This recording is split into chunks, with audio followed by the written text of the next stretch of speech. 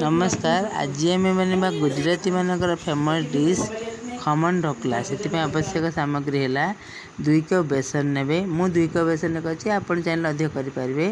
2 cup बेसन, अदा कंचा लंका पेस्ट आधा इंच अदा निज राग अनुसार, कंचा लंका, लुण निज स्वाद अनुसार, सुजी 2 चामच पानी पकईकि भलसे घाटे घाटला बेले जमीक गुला न रहे। आ गोटे लेंबू चिपुड़ी तादे पकईदेवे लेंबू रस।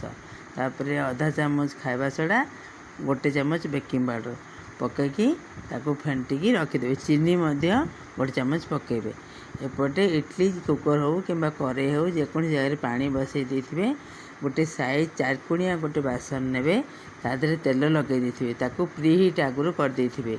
पानी इडली कुकर देखो मु पानी बसई भीतर गोटे स्टैंड रखी देछि।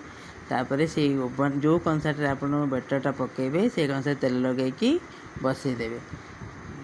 15-20 मिनट बसई दी। 15-20 मिनट ये सीझी जाए देखूँ। एवं यार फुटण तैयारी रेडी करवा। फुटण में आवश्यक सामग्री है आप कड़े 2 चामच तेल पकईबे, किसी भुसुंगा पत्र, शुखला लंका, सोरिष ने तेल पकईले तेल आम फुटण सब पकईदेवा। तापर गोटे किना पानी देवा। पानी रे चीनी 2 चामच पकईदेवा।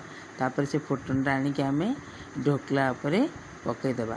ढोकला पकई 10 मिनट छाड़देवा से पानीटा अब्जर्व करने। अब्जर्व कलापर 10 मिनट पर से आप चाहिए नड़िया कोर पकई सजे पारे, धनिया पत्र पकईबे, सब पकई डेकोरेशन भी करेंगे। 10 आप डेकोरेशन करते कि गार्निश करूँ जहाँ करेंगे आप निज इच्छा पर करेंगे। कर सारापर देखो 10 मिनट पर छाड़देवे। 10 मिनट पर देखूँ मुझे काटुची केते सॉफ्ट और नरम होती देखूँ। आपन जदि मो रेसिपी भल लगे ताले आपण मो चैनल को सब्सक्राइब करूँ, लाइक करूँ, शेयर करूँ। Thank you. नमस्कार। कमेंट करूँ।